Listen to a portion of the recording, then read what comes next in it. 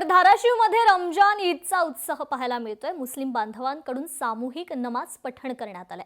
गळाभेट घेत एकमेकांना शुभेच्छा देण्यात आलेल्या आहेत।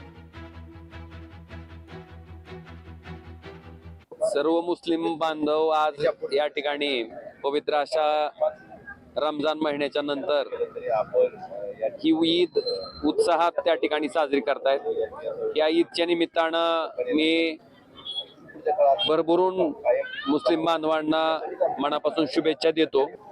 जातीवाद धर्मभेद चालू आहे, पण त्याच्यावर मला वाटतंय मानवता हाच सगळ्यात मोठा धर्म आहे आणि माणुसकी एवढं जर माणसानं पाळलं तर मला वाटतंय सगळं जीवन सुजलाम सुफलाम झाल्याशिवाय राहणार नाही।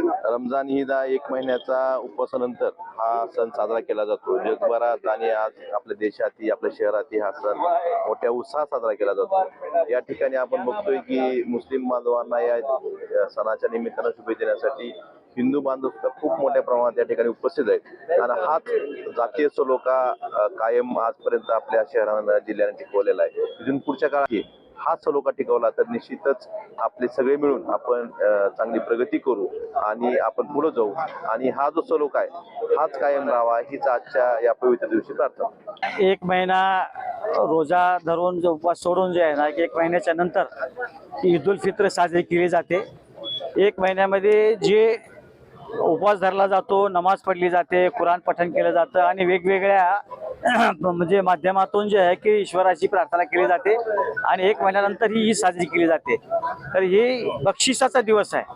हे जे आहे ना किंवा याच्यातून जे आहे की त्या महिनाभराच्या प्रार्थनेचा ते किंवा ईश्वर जे आहे की बक्षीस देतो। आज रमजान ईद उल फितर 1 महिन्याचे पूर्ण रोजे धरून यासाठी आम्ही प्रार्थना केलेली आहे। ईदगावर बऱ्याच संख्येने हजार उपस्थित आहेत इथं लोक। हे रमजान ईद हे पुण्याचे असतो, गोरगरिबाचं खरा जकात सदका देण्यासाठी असतो। आज रमजानचा पवित्र महिना संपल्यानंतर सगळे मुस्लिम बांधव आहेत ते रमजान ईद साजरा करत आहात। जिल्ह्यामध्ये प्रत्येक ठिकाणी ईदगाह मैदान आहे, मस्जिद आहे, त्यामध्ये नमाज पठण चालू आहे, काही काही जागा संपलेला पण आहे। तर हे पवित्र महिना संपल्यानंतर सर्वांना मी रमजानची खूप खूप शुभेच्छा देते, मुबारकबाद देते।